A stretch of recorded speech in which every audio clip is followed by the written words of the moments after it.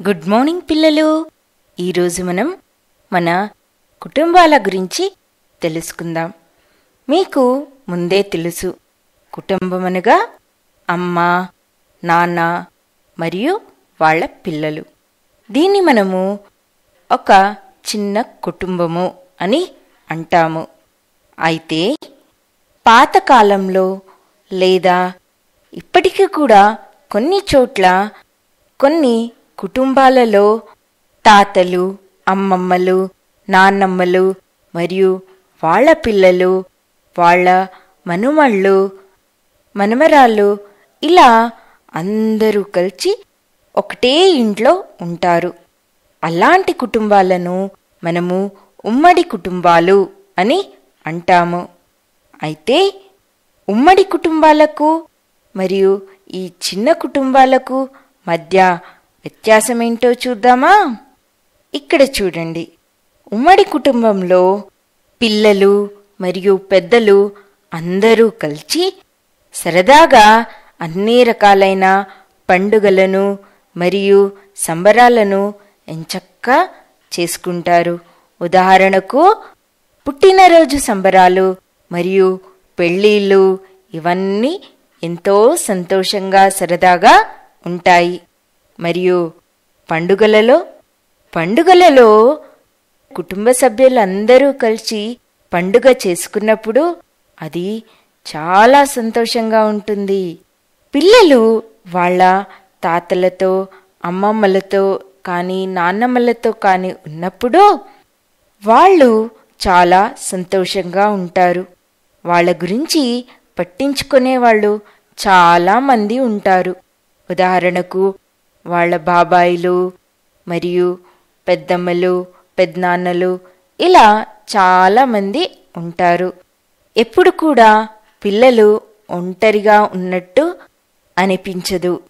మరియు పిల్లలు వాళ్ళ యొక్క అన్నదమ్ములతో, బాబాయి పిల్లలతో అందరితోనూ వాళ్ళ ఆట వస్తువులను పంచుకుంటారు. అలా పంచుకొని ఆడటంలో చాలా ఆనందం ఉంటుంది. మరియు ఈ పిల్లలకు వాళ్ళ నాన్నమ్మలు కానీ అమ్మమ్మలు కానీ కథలు చెప్తారే, అవి వాళ్లకు చాలా ఇష్టం.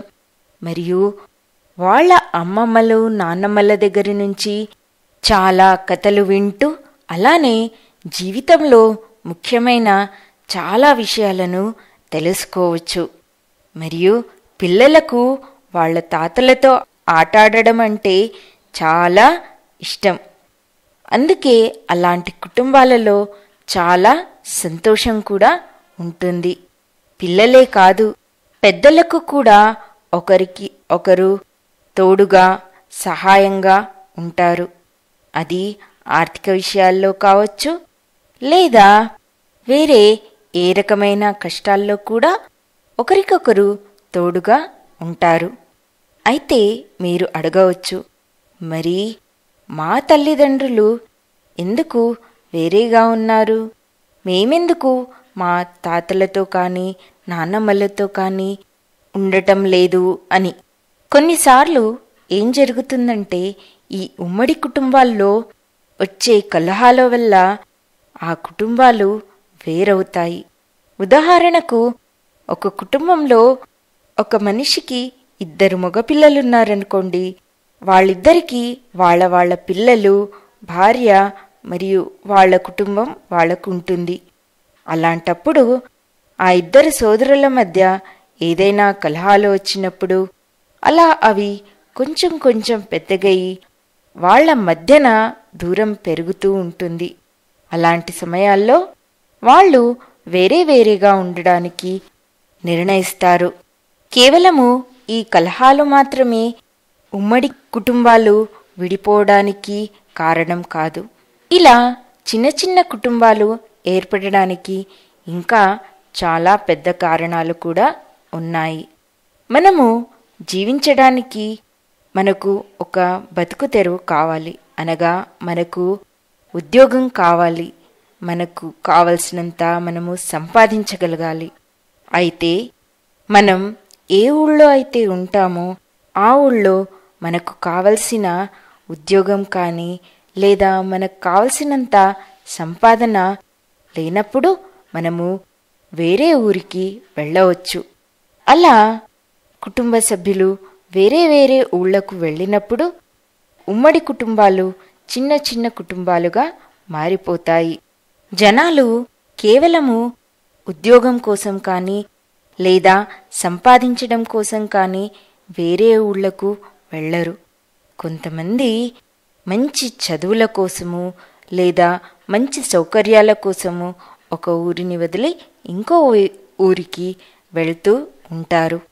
అక్కడ వాళ్ళు ఇంకా మంచి వాతావరణం కోసము వెళ్తూ ఉంటారు. అలా మనము ఒక స్థలం నుంచి ఇంకో స్థలానికి మంచి ఉద్యోగము, చదువు మరియు జీవిత విధానం కోసము వెళ్ళినప్పుడు వాళ్ళు అక్కడే ఉండడానికి నిర్ణయిస్తారు. అలా వెళ్ళడాన్ని మనము వలస వెళ్ళడము అని అంటాము. జనాలు అలా ఒక చోటు నుండి ఇంకో చోటుకి వలస వెళ్ళినప్పుడు వాళ్ళు చాలా రకాలైన కష్టాలను ఎదుర్కోవలసి ఉంటుంది. ఎందుకంటే అది మనకు కొత్త స్థలం కాబట్టి. అలాంటి సమయంలో ఒక్కోసారి కొత్త స్థలంలో కొత్త భాష నేర్చుకోవలసి రావచ్చు. మరియు మనము ఒక కొత్త ఉద్యోగాన్ని వెతుక్కోవాలి. మరియు ఒక్కోసారి మన ఆహారపు అలవాట్లకు అనుగుణంగా అక్కడ దొరక్కపోవచ్చు. అలాంటప్పుడు అక్కడ దొరికే ఆహారాన్ని మనము అలవర్చుకోవాల్సి ఉంటుంది. ఒకవేళ మీరు కూడా వేరే ఏదైనా కొత్త స్థలానికి వెళ్ళాలనుకున్నప్పుడు గుర్తుంచుకోండి, అక్కడ మొదలు కొన్ని రోజులు మీకు అక్కడున్న వాతావరణానికి సర్దుకోవడానికి కొంచెం సమయం పట్టవచ్చు. ఈ రోజులలో చాలా ఉమ్మడి కుటుంబాలు విడిపోయాయి. దానికి చాలా రకాల కారణాలు ఉండవచ్చు. ఈ రోజుల్లో మనము చిన్న చిన్న కుటుంబాలనే చాలా చూస్తున్నాము. ఎందుకంటే అందరూ వాళ్ళ వాళ్ళ ఉద్యోగాలలో చాలా లీనమై ఉన్నారు. వాళ్లకు వాళ్ళ కుటుంబాలతో సమయము గడపడానికి దొరకటం లేదు. అందుకే ఈ రోజులలో చాలామంది చిన్న కుటుంబాలనే కోరుకుంటున్నారు. చిన్న కుటుంబాలు ఉండడం వల్ల వాళ్ళు ఆ కుటుంబం మొత్తాన్ని సరిగ్గా చూసుకోగలరు. కానీ ఇలాంటి చిన్న కుటుంబాలలో ఉండేవాళ్ళు కూడా చాలా సంతోషంగా ఉంటున్నారు. ఎందుకంటే వాళ్ళు పిల్లల గురించి ఎక్కువ శ్రద్ధను తీసుకోగలరు. వాళ్ళ పిల్లలకు వాళ్ళ ప్రత్యేకమైన గదులు మరియు ప్రత్యేకమైన ఆట వస్తువులు కూడా కొనివ్వవచ్చు. కానీ ఇంకో రకంగా ఆలోచించినట్టయితే ఆ పిల్లలు ఒంటరితనాన్ని కూడా అనుభవిస్తారు. ఎందుకంటే వాళ్ళ అమ్మా నాన్నలు ఉద్యోగం చేయడానికి వెళ్తారు కదా. దానివల్ల పిల్లలకు ఎక్కువ సమయాన్ని కేటాయించలేరు. కాబట్టి ఆ పిల్లలు ఒంటరితనాన్ని అనుభవిస్తున్నారు. మరియు ఇంట్లో పిల్లల గురించి శ్రద్ధ వహించేవారు ఎవ్వరూ ఉండరు. ఇప్పుడు పిల్లలకు చాలా రకాలైన ఆట వస్తువులు ఉంటాయి. కానీ వాటిని పంచుకోవడానికి ఎవ్వరూ లేరు. ఇలా ఉండడం వల్ల పిల్లలు స్వార్థపరులుగా తయారు కావచ్చు. మరియు ఎవ్వరితో కూడా విషయాలను కానీ వస్తువులను కానీ పంచుకోవడానికి ఇష్టపడకపోవచ్చు. అందువల్ల మనకు ఇలాంటి కుటుంబాల వల్ల లాభాలు కూడా ఉన్నాయి మరియు కొన్ని నష్టాలు కూడా ఉన్నాయి. అయితే ఇప్పుడు మనం ఏం నేర్చుకున్నాము? కుటుంబం అనగా కుటుంబంలోని అందరూ వ్యక్తులకు ఒకరిపై ఒకరికి ప్రేమభావాలు, ఒకరిపై ఒకరికి శ్రద్ధ ఇవన్నీ ఉంటాయి. అలాంటప్పుడే అది ఒక సంతోషమైన కుటుంబము అవుతుంది. అది చిన్నది కావచ్చు లేదా పెద్దది కావచ్చు. కుటుంబం అంటే ఆ కుటుంబంలో ప్రేమ ఉండాలి. కుటుంబం ఒక ఇల్లును ఇంటిగా మారుస్తుంది, ఒక సంతోషమైన ఇల్లుగా మారుస్తుంది. ఈ రోజుటికి ఇంతే. బాయ్ బాయ్ పిల్లలు.